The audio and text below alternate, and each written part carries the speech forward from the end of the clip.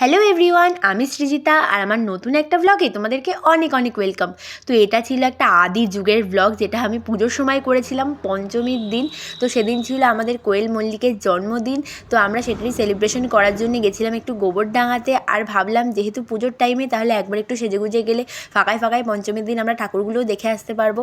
তো সবাই একদম রেডি রেডি হয়ে সুন্দর করে সেজেগুজে বেরিয়ে পড়েছে। আর দেখো সবাই কী সুন্দর পোজ দিচ্ছে। আজকে কিন্তু সবাইকে খুব খুব খুব সুন্দর লাগছিলো।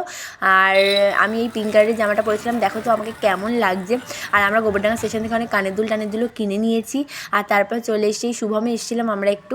তো এখানে সবাই আমরা ঢুকে পড়েছি রেস্টুরেন্টে। আর এই কানেরটা কিনেছি অমৃতা ওর ড্রেসের সঙ্গে ম্যাচিং করে, দেখো তো কেমন হয়েছে। এগুলো 30 টাকা করে ছিল। আমার বেশ ভালোই লাগে এরকম কানের দুল কিনতে, সবারই আশা করি মেয়েদের সবারই খুব ভালো লাগে। তো তারপর একটা ট্রিক তোমাদের সঙ্গে আজকে শেয়ার করব। তোমাদের যদি বাজেট কম থাকে, কিন্তু তোমরা মিয়ামারের কেক খেতে চাও, তোমরা কিন্তু এই ট্রিকটা ফলো করতেই পারো। তো আমরা মাত্র 2টো পেস্ট্রি কিনে নিয়ে এসেছি, যেহেতু আমাদের বাজেট কম। আর এগুলোকে এখন খাপ থেকে বের করেছি। তো আবার ক্রিমগুলো হাতে যেগুলো লেগে যাচ্ছে চেটে চেটে খেয়েও নিচ্ছি।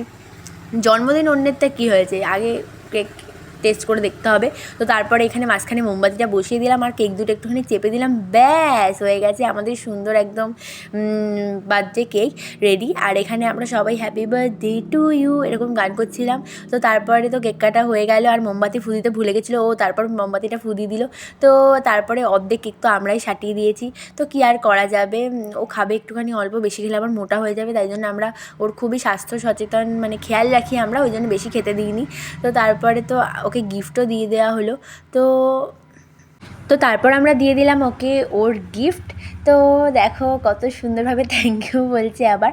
আর তারপর আমরা নিয়েছিলাম যে জিরা রাইস আর হচ্ছে হান্ডি চিকেন, তো সেটাই আমরা খেয়ে নিচ্ছি।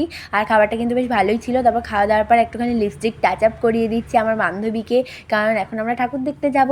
তো আমরা তারপর ওখান থেকে বেরিয়ে পড়লাম। আর আজকে প্রচুর ফটো ভিডিও এত তুলেছে আমার ফোনের পুরো গ্যালারি একদম ফুল হয়ে যাওয়ার জোগাড়। এটা সবসময়ই হয় আমাদের সঙ্গে। তারপর রাস্তায় বেরিয়ে একটা ঠাকুরের দর্শন পেয়ে গেলাম। তো ভালো করে একদম প্রণাম করে নিচ্ছে, যাতে একদম বাকি জীবনটা একদম সুন্দর কাটে। তো তারপর আমরা হাঁটতে হাঁটতে চলে এসেছি ঠাকুরের প্যান্ডেলের দিকে। আর রাস্তায় কিন্তু আজকে বেশি লোকজন ছিল না, যেহেতু সবেই পঞ্চমী, তো ফাঁকা থাকাটাই স্বাভাবিক। আর আমরা ভাবলাম এই সুযোগেই আজকে ঠাকুরগুলো দেখে নিই। তো আমি একটা হিল জুতো পরে গিয়ে এখন হাঁটতে পারছি না, খুবই পায়ে ব্যথা করছিলো। তো তারপর তো এই যে ডিজনিল্যান্ডও দেখা হয়ে গেল।